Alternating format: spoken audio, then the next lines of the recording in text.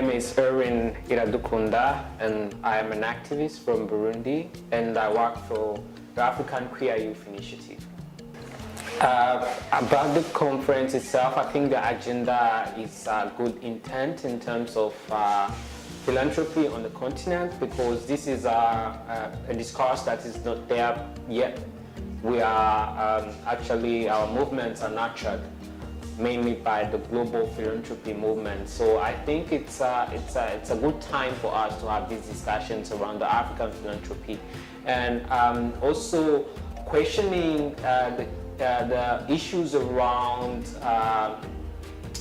independence when it comes to decision making in grant making, but also inclusion when it comes to people, African populations like women and girls, but also young people, marginalized communities. I think it's a good avenue to have those kind of discussions and try to have a frame of the issues that we have on the continent when it comes to social change as well. Yeah.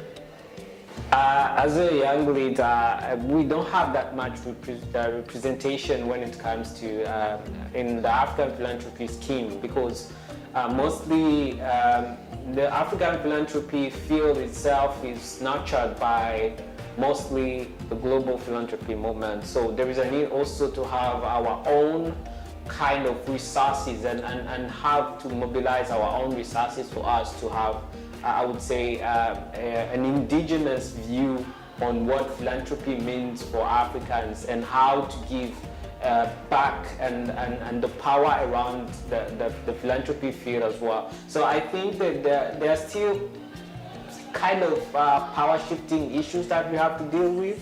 And I really hope that by the end of this conference that people have insights, but also opinions and views on how we can serve better the communities that we work for. Yeah.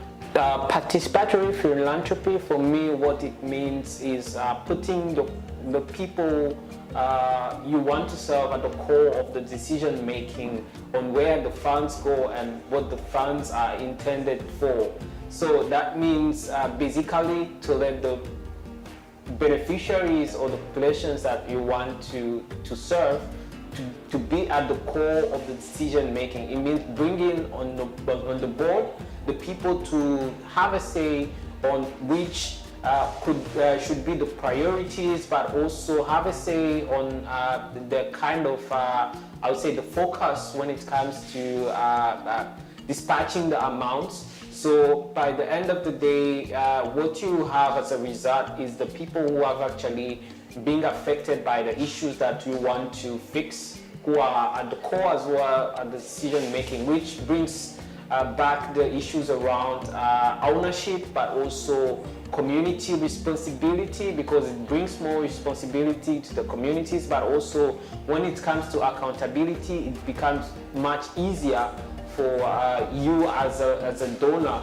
to bounce back when it comes to have the discussions, but as well as the community. So we have this range of assets that you put there by just making sure that the people you want to serve are just there to make their own decisions and also shape the kind of social change that they want to see. African philanthropy, I think it's a very early kind of field to have a deep discussion about, but also I think we need to start questioning why Africans as the societies, but also the communities that we are part of, are not actually interested in giving out or giving back.